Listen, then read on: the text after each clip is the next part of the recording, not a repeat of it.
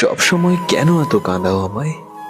আমি তো একটু ভালো থাকার জন্য বেছে নিয়েছিলাম তোমায়। তোমায় ভুলে যাওয়ার সাহস নেই আমার, কিংবা ধরে রাখারও অধিকার নেই।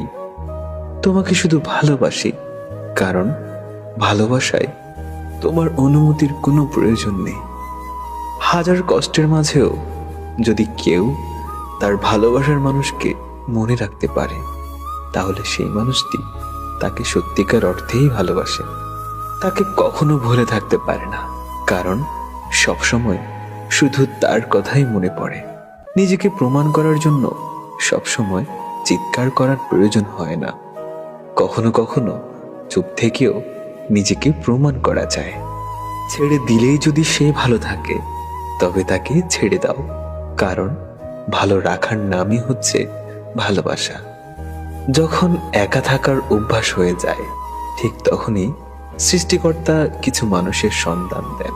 যখন তাদেরকে নিয়ে ভালো থাকার অভ্যাস হয়ে যায়, ঠিক তখনই আবার সৃষ্টিকর্তা তাদেরকে ছিনিয়ে নেন।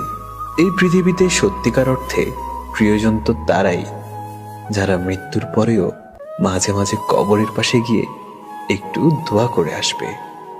কষ্টগুলো যদি বৃষ্টি হয়ে ঝরে যেত, তবে জীবনটা বৃষ্টির শেষে নীল আকাশের মতো সুন্দর হতো। চিন্তা কখনো কষ্ট ছিনিয়ে নিতে পারে না, বরং আজকের আনন্দ ছিনিয়ে নেয়।